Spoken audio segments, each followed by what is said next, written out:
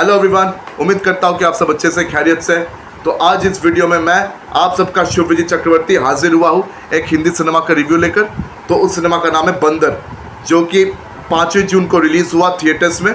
इससे पहले 2025 पे ये फिल्म ऑलरेडी काफ़ी सारे फिल्म फेस्टिवल्स, खासकर टोरंटो इंटरनेशनल फिल्म फेस्टिवल और ऐसे कई सारे इंटरनेशनल फिल्म फेस्टिवल्स में ये फिल्म ऑलरेडी प्रीमियर हो चुका है। तो आप सब जानते हैं कि अनुराग कश्यप जो इस फिल्म के डायरेक्टर है, उनके कई सारे फिल्में ऐसी थी जो अटकी पड़ी थी, जिनको अच्छी तरीके से रिलीज़ नहीं मिली। तो ये बंदर भी उन फिल्मों में से एक है जो अटका पड़ा था और इस फिल्म को बहुत मुश्किल से थिएटर में रिलीज़ मिली है। इससे पहले भी उनकी बहुत सारी फिल्में जिनको थिएटर्स में रिलीज़ मिली ही नहीं, और एक ऐसी फिल्म थी कैनेडी जिसको OTT में रिलीज़ मिल गया, लेकिन थिएटर में इस फिल्म को कभी रिलीज़ मिली ही नहीं थी।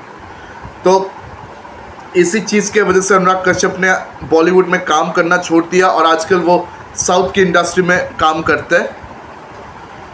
तो बंदर फिल्म में लीड रोल निभाते हुए नजर आते हैं बॉबी देओल, उनके साथ में सपना पब्बी, सानिया मल्होत्रा, रिद्धि सेन और 2 साउथ के एक्टर्स इंद्रजीत सुकुमारन मलयालम इंडस्ट्री से, कन्नाडा इंडस्ट्री से राज बी शेट्टी, मराठी इंडस्ट्री से जितेंद्र जोशी और भी बहुत सारे अभिनेता अभिनेत्रियाँ इस फिल्म में शामिल है। सबा आज़ाद भी है इस फिल्म में।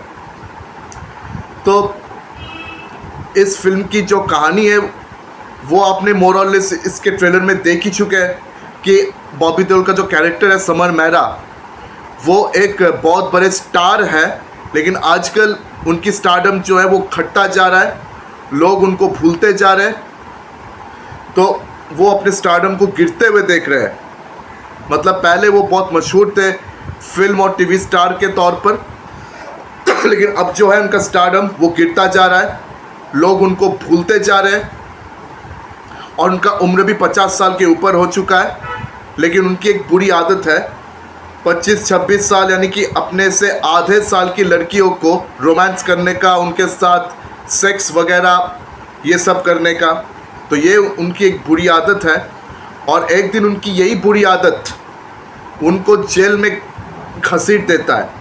तो सपना पब्बी जो है उनकी गर्लफ्रेंड हुआ करती थी। तो बॉबी देओल उनके साथ भी काफ़ी मज़े लेते हैं, काफ़ी एंजॉय करते हैं, लेकिन बाद में बॉबी देओल उनको अवॉइड करना शुरू कर देते हैं और काफ़ी कोशिशों के बाद भी जब सपना पब्बी बॉबी देओल से कांटेक्ट नहीं कर पाती, तो वो अचानक से उन पर एक केस ठोक देती है, उन पर एक केस फाइल कर देती है सेक्शन 376 के अंतर्गत। तो उसके बाद बॉबी देओल को जेल हो जाता है। तो उसके बाद उनकी ज़िंदगी में क्या क्या तूफानें आती है, क्या क्या बदलाव देखने को मिलता है, अगर यही सब आप सबको जानना है तो आपको ये फिल्म देखनी पड़ेगी।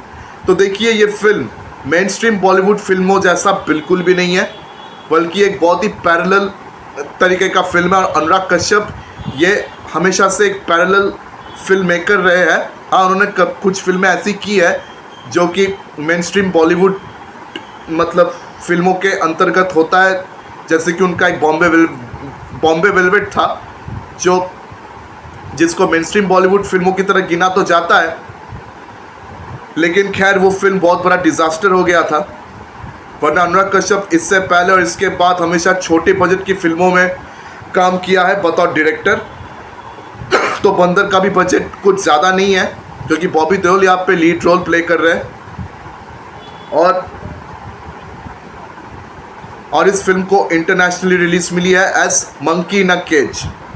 और इस फिल्म में एक डायलॉग भी था कि हम सब अपने अपने सर्कस के बंदर हैं।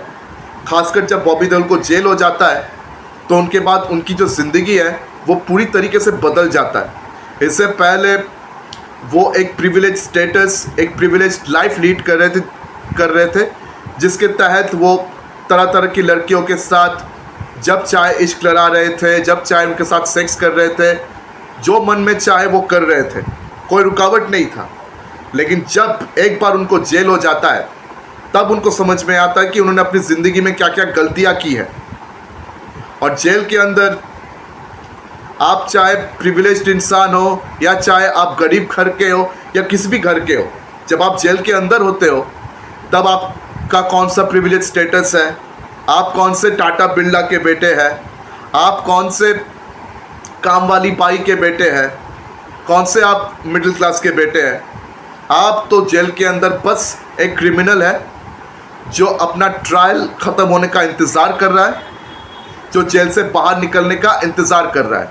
शायद काफ़ी साल आपको जेल के अंदर अपनी ज़िंदगी, अपनी बाकी ज़िंदगी बिता देना पड़ जाए, क्योंकि ये जेल ही आपकी ज़िंदगी बन जाता है और जेल का पिंजरा यही आपकी पूरी दुनिया बन जाती है।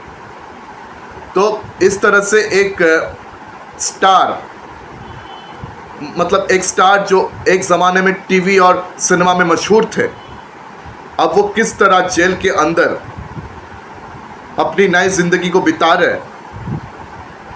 क्या उनको जेल से आज़ादी मिलेगी या फिर सारी ज़िंदगी उनको जेल में बिताना पड़ेगा और इस नई ज़िंदगी के साथ उनको हमेशा के लिए एडजस्ट करना पड़ेगा?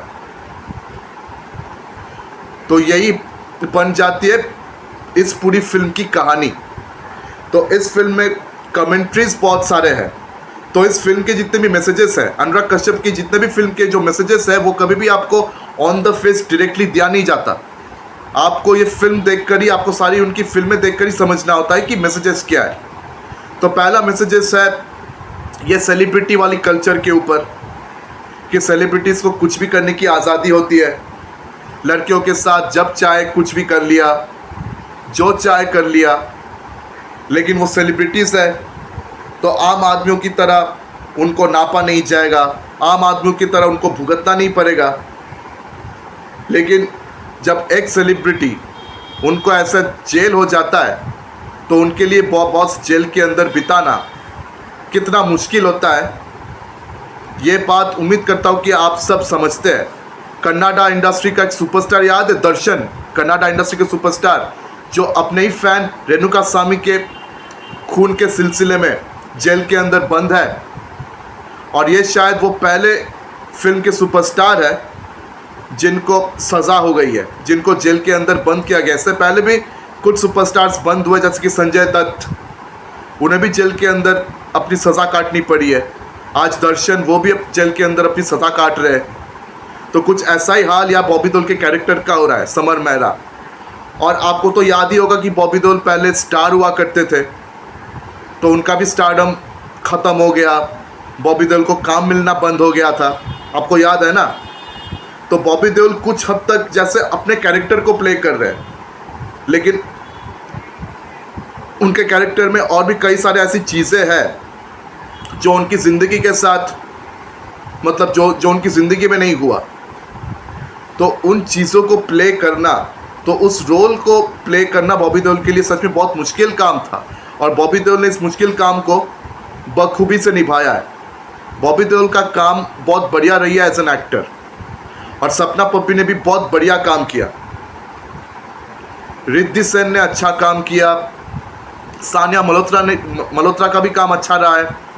और बाद बाकी जो सपोर्टिंग एक्टर्स है, जैसे कि जितेंद्र जोशी, जो पुलिस इंस्पेक्टर के किरदार में थे, और ख़ासकर जेल के थाने के अंदर जो उनके कन्वर्सेशन चल रहा था, वो कन्वर्सेशन का एक झलक आपको ट्रेलर में भी देखने को मिला था। तो जब आप सिनेमा में देखेंगे तो आपको और भी मज़ा आने वाला है। तो बॉस, ये सीन्स आपको बहुत ही मज़ा देगा। एज अ सिनेफाइल आपको बहुत मज़ा आएगा इस फिल्म को देखने पे। तो इस फिल्म में कमेंट्रीज हमारे लीगल सिस्टम को लेकर भी है, Indian penal code, Indian legal system को लेकर भी बहुत सारे कमेंट्रीज है कि हमारा लीगल सिस्टम, हमारा जुडिशियल सिस्टम कितना करप्ट है। और क्या कहते हैं, बिटवीन द, तो हमारे जुडिशियल सिस्टम में बहुत सारे लूप होल्स है, काफ़ी सारे लूप होल्स है, काफ़ी सारा करप्शन है, जिसका इस्तेमाल करके कोई भी किसी को भी आज के ज़माने में फंसा सकता है। तो हाँ, बॉबी देओल का जो जिस तरह का कैरेक्टर है, वो जिस तरह की हरकत लड़कियों के साथ करता है, वो बिल्कुल भी जस्टिफाइड नहीं है। और सपना पप्पी जब उन पर एक केस कर देती है, तो कहीं ना कहीं आप सोचने पर मजबूर हो जाते हो कि क्या ऐसा एक झूठा रेप का केस करना, क्या ये सही था? तो एक ऐसी फिल्म हमने पहले भी देखा था, सेक्शन 375, जहाँ पर राहुल भट्ट, अक्षय खन्ना, ऋचा चड्ढा और मीरा चोपड़ा दिखती है। तो कुछ ऐसा ही केस या समर मेहरा पर भी लगता है, और आप बार बार सोचने पर मजबूर होते हो कि क्या ये झूठा रेप केस लगाना क्या सही है। और तीसरा कमेंट्री जो है जेल के अंदर कैदियों की जो ज़िंदगी होती है उसको लेकर, क्योंकि जेल के अंदर जो ज़िंदगी है वो बहुत ही बदतर ज़िंदगी है। और ख़ासकर एक सीन है जहाँ पे कमोड में बहुत सारा पॉटी कमोड में होता है, और वो सीन देखकर आपको इतना अनईजी फील होने वाला है कि शायद आप उल्टी भी कर लो। कुछ ऐसे सीन्स भी इस फिल्म में दिखता है।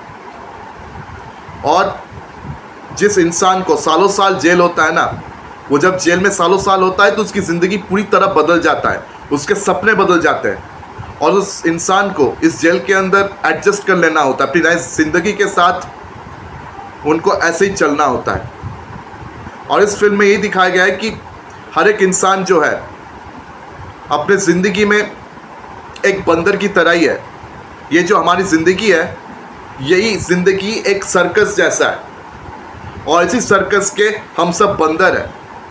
ये ज़िंदगी, हमारा जो सराउंडिंग है, हमारे आसपास जो लोग हैं, जो हमारा ये जुडिशियल सिस्टम है, वो हमको जिस तरह नचाते हैं हम उसी तरह नाचते रहते हैं, उसके इशारों में हम नाचते रहते हैं, और पूरी दुनिया तमाशा देखती है। तो यहाँ पर इंडियन जुडिशियल सिस्टम को, यहाँ पर इस जेल को, थाने को यहाँ पर सर्कस की तरह दिखाया गया है। तो यहाँ पे जेल, ये थाना एकदम सर्कस है। यहाँ पे जो कानूनन जो सिस्टम है, जो जुडिशियल सिस्टम है, जो करप्ट है, वो है सर्कस।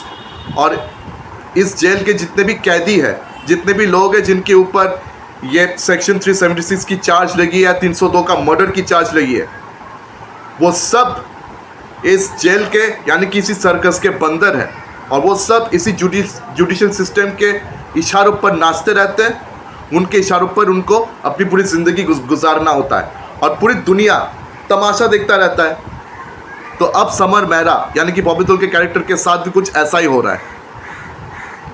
तो वो तो प्रिविलेज इंसान हुआ करते थे, तो उनकी खबर तो ब्रेकिंग न्यूज़ बन चुकी है। तो अब उनकी ज़िंदगी भी एक तमाशा बन चुका है बाहर के लोगों के लिए। तो इतने सारे कमेंट्रीज इस सिनेमा में शामिल है। तो जब भी सिनेमा को आप देखेंगे तो आप बार बार सोचने पर मजबूर हो जाओगे कि बॉस, एक लड़की का रेप केस चाहे झूठा भी हो, एक झूठा रेप केस लगाना ये कितना सही है, कितना गलत है, इस बारे में आप सोचने पर मजबूर हो जाओगे। और दूसरी बात, लड़कियों के साथ हमें किस तरह बर्ताव करना चाहिए, लड़कियों को किस तरह हैंडल करना चाहिए।